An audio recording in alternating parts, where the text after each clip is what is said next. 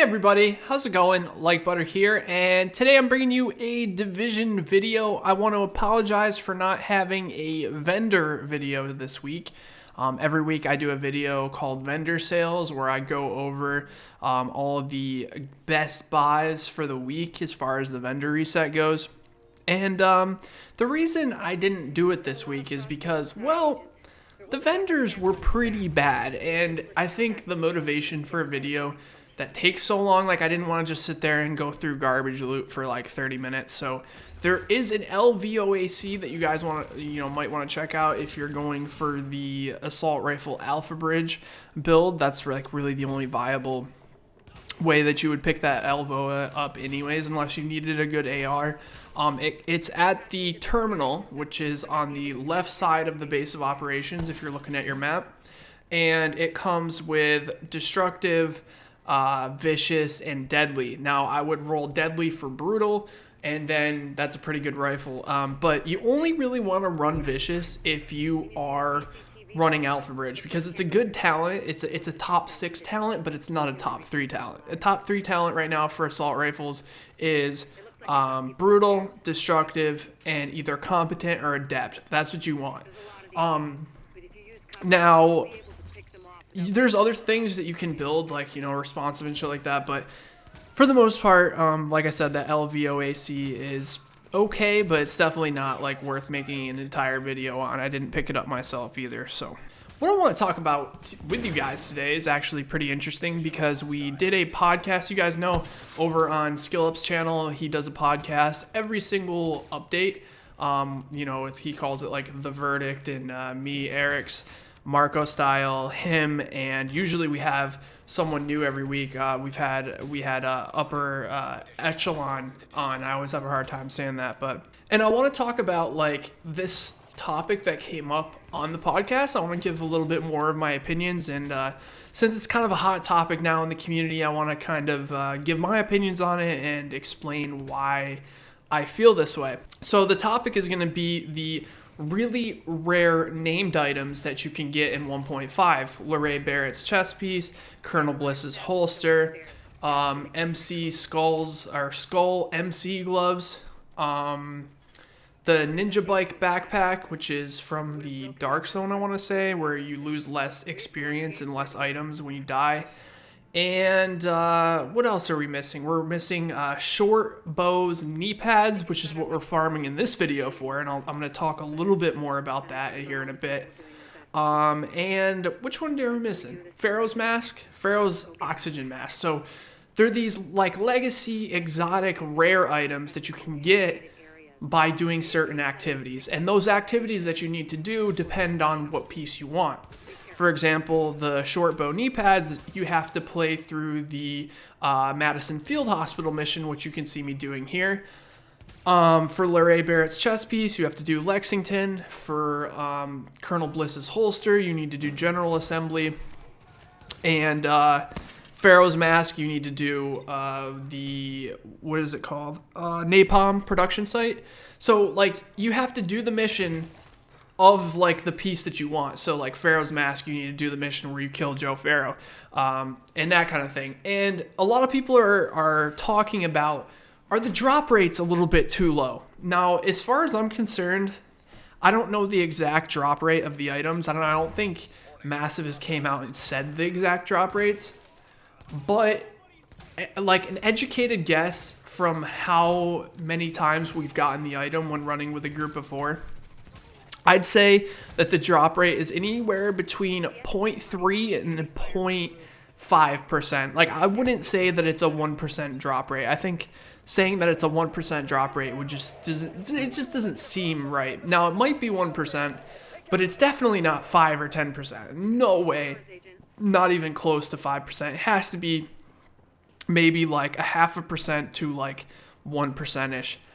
And the question is that drop rate too low for items like LeRae Barrett's chest piece, where it's such a good item, right? We talked about that on the podcast.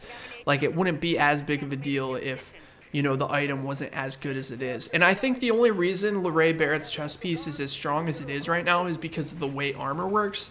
The way armor works is that, you know, everyone needs to build it because the more armor you have, the more mitigation you have, and the mitigation is really the only thing that's going to save you from getting melted by NPCs and by other players, especially with the enemy armor damage. So the Ray Barrett's chest piece, the 10% extra armor you get when you pop both skills, you know, especially you got to remember when you pop both skills, that's when you're the most vulnerable. And to be the most tanky when you're the most vulnerable is kind of insane, you know, because you can combo it. You can use what I used to do, or what I still do now, is when I'm using Loray's chest piece, when I start getting low, I pop a med kit for critical save, so that's 40% reduced damage.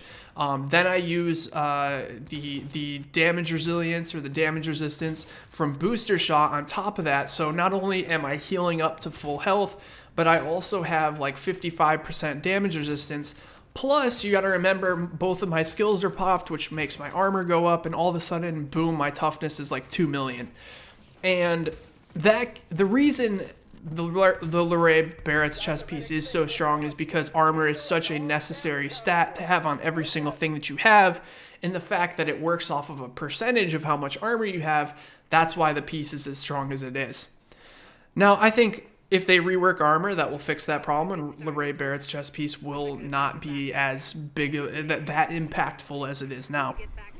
Now, as far as like the rare items, I love the idea of the rare items being super hard to get, because as a player who plays the game all the time, I mean, this is my full-time job, I put multiple hours a day into the game. I like the fact that there are some pieces that I haven't even gotten yet from the hours and hours and hours that I've spent grinding and trying to achieve these items.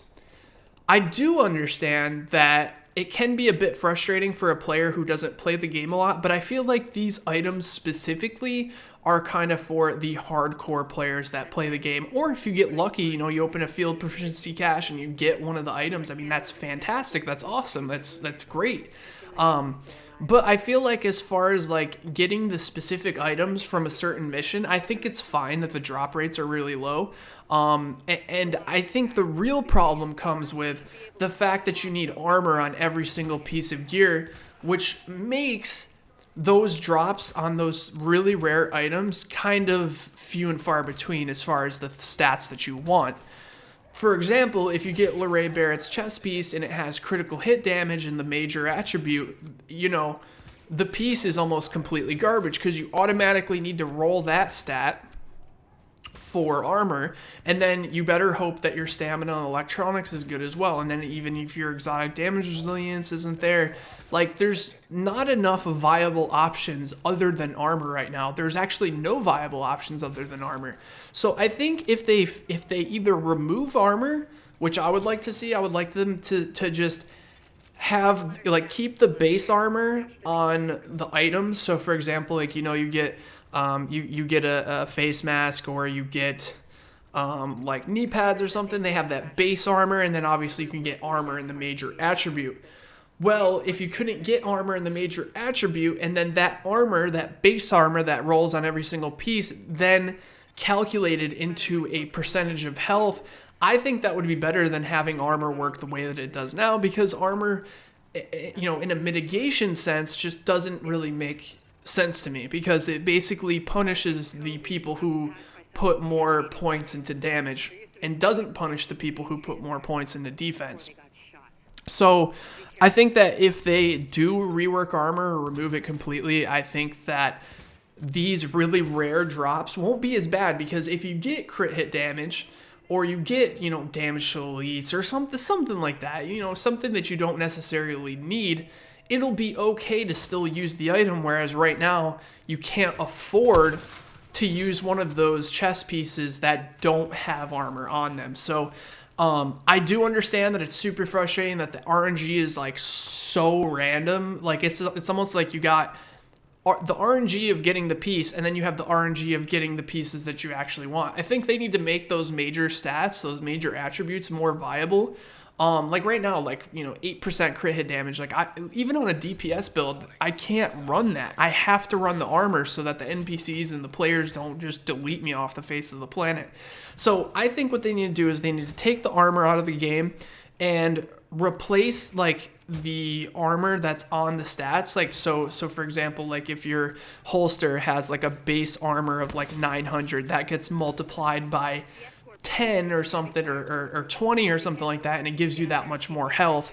And then have everyone be way tankier. So have people have 500 to you know, I don't know, 500,000 to 1,000,000 health, and then don't have the armor mitigation. You got to think right now, players have something around, say, 200,000 health, but if they have 55% armor mitigation, really their health pool is more like 400,000. So I think if they make the health pool larger and then remove mitigation, it will make the game feel a lot better, if that was ever a thing. But I love the idea of these rare items in this game. It gives people something to go for. It gives you that feeling that you got when the game first came out, when you finally got a gold item that had good rolls. It was like, wow, that guy has that item, or wow, that guy has that item. I haven't felt that in the Division in a long time. Currently, like, since everyone can get everything and the loot drops are so frequent, there's not really that, like, wow, he's got that type of piece. Everyone's kind of got min-max builds and such. So I think that these really rare pieces are good for the game. Now, I don't think that this should be the way that they implement true endgame. Like, I think that there should be, you know, more endgame activities for hardcore players that can maybe get some of these items easier or faster. But I don't think that, you know, giving an item like a 0.5% percentage of a drop rate is going to create proper endgame. So let me know in the comment section below what you guys think. Like, some people I've heard say, like, if the drop rate's going to be this low, then there needs to be fixed drops. But like I said, I think that just the problem there is that there are so many major stats right now that are just not viable. It's just armor on everything, that once armor gets taken out or changed, you know, there will be more there will be more options for you to get different drops on that gear. So I think that's something that they could definitely work on in the future. But let's just talk a little bit about what I'm doing here in this video. So I'm actually running a full increased kill XP build. I was doing this before, but I think this way that I'm doing it here in this video is much better and much more efficient when you're going for field proficiency caches. Now, the reason I'm going for field proficiency caches is because you can get those named items in the field proficiency caches. That's actually where I got Laray's chest piece. I didn't get it from a Lexington drop. I got it from opening field proficiency caches, from doing, you know, these activities where, you know, you have your increased kill XP out of control, and then you're getting more and more caches. So it's kind of just like the survival caches, except you get 2 items instead of 4. And you know, the other items like the Colonel Bliss's holster and the Pharaoh's mask I got out of survival caches. So what I'm doing here is I have increased kill XP on my mask, I have increased kill XP on my knee pads, and also on, I want to say, on my chest piece. So you want to get as much increased kill XP as you possibly can, and then you want to make sure that you have, it's either prosperous or accomplished. I always get them mixed up. I think it's accomplished, where the accolades from headshots are tripled. You want those. That's very important. Basically what the accolades are is like it takes your performance in a certain area of the mission and then gives you a multiplier and it gives you XP. And that's what you're going to be seeing at the end of each part of these missions. And since they're really small engages, you get a lot of points for what you do. So that's why I'm using the M44 and just going for headshots, because you're going to see here at the end, like I'll even show you on video, that giant chunk of XP that I just got there is from the accolades. And since, you know, the headshot accolades are tripled, you're going to be getting a lot more XP. And the reason I'm running this mission is because I actually need the short bow knee pads to finish my high-end build. Right now I'm running a high-end build. I'm running Pharaoh's mask, I'm running Colonel Bliss's holster, Laray Barrett's chest piece, a specialized backpack, MC gloves, and I'm looking for the short bow knee pads because the short bow knee pads are the only decent knee pads that you could use in the dark zone for a high end. Like all the other the passive talents on all the high end knee pads are focused on PvE. Like it'll be like, you know, headshots, grants, credits, and that kind of thing. Like there's nothing that brings any type of advantage to you like like the short bow knee pads do, where you can throw grenades and the fuse is only 0.2 seconds. So I'm kind of killing two birds with one stone here. I'm running the mission and getting a ton of XP and field proficiency caches. Like I think I'm up to like 17. We're gonna open them probably either on stream or in a video. And at the same time, I'm getting that chance of getting those knee pads. So there's ways that you can be very efficient when going for these pieces. I feel like a lot of people aren't really looking into that. They're kind of just, you know, running, you know, Lexington 100 times and wondering why they're not getting the chest piece. You got to give yourself more opportunities, like make a, you know, increased kill XP build. Like I also got increased kill XP purple mods on too. I think it ends up being over 100% increased kill XP. So I'm getting 3 times that because of accomplished. So you're just getting so much XP, and I'm opening so many caches that I'm just going to get more items. And this isn't hard to do. Like, you know, I might have farmed for 2 hours earlier today and got 17 field proficiency caches. You can literally finish this mission in under 5 minutes. So you got to think, in each run you get a field proficiency cache and like maybe a half of one.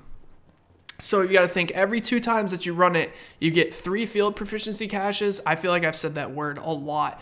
And then you also get a chance at the drop from Hutch at the end of the mission. So I think if people who don't even play the game that much were just a little more efficient with the way they farmed, I think it would be a lot easier for people to get those items. So overall, I love the idea of rare items. I think they need to continue. I hope there's named items in the next patch for 1.6, and I really hope I get to go out to North Carolina to test the PvP. I'm really looking forward to it. But I will have a build on my high-end build soon. I was running a Sentry build the last couple days, which was pretty fun too, so I'll make sure to do a build video on that as well. But thank you guys so much for watching this video. Make sure to drop the video a like if you enjoyed, and I will talk to you guys in the next one. Take care, everybody.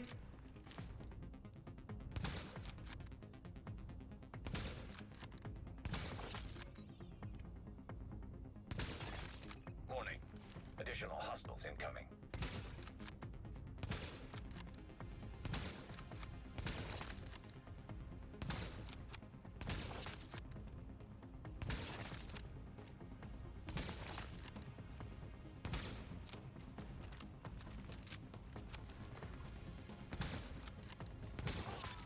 Got the medics safely across. Candle and all staff accounted for. No